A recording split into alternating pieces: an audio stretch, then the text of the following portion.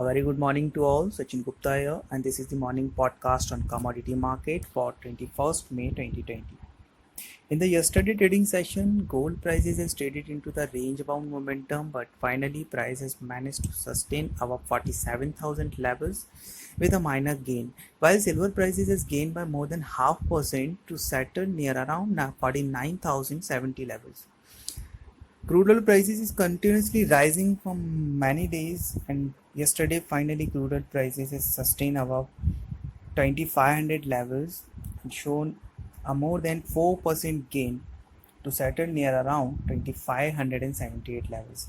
While natural gas prices has shown a downside momentum, it has slipped more than 3% to settle 133.90 levels. Now come to the base metal part.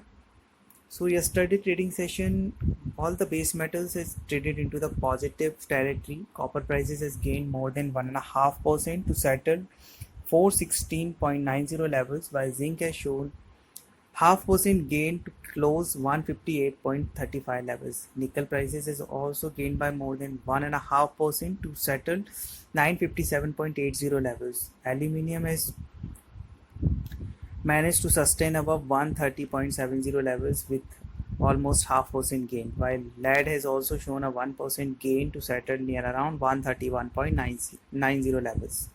Now come for the day. So on the COMEX division, gold prices is continuously trading near around 1749 and $1750 per ounce, while silver is trading above $18 per ounce. WTI crude oil prices is showing a further gain and it is trading near around 33.10 and 33.20 levels, while Brent is showing a upside momentum. Prices has been trading with 1% gain around 35.10 and 35.20 levels.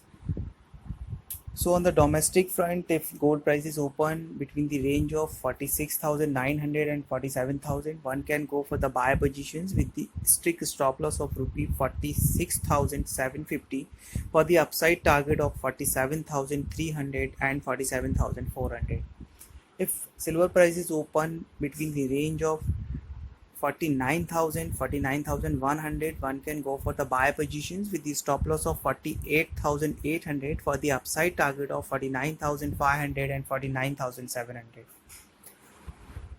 If crude oil prices open between the range of 2,550, 2,560, one can go for the buy positions with the stop loss of 2,480 for the upside target of 2,650, 2,700. Thank you and happy trading, sir.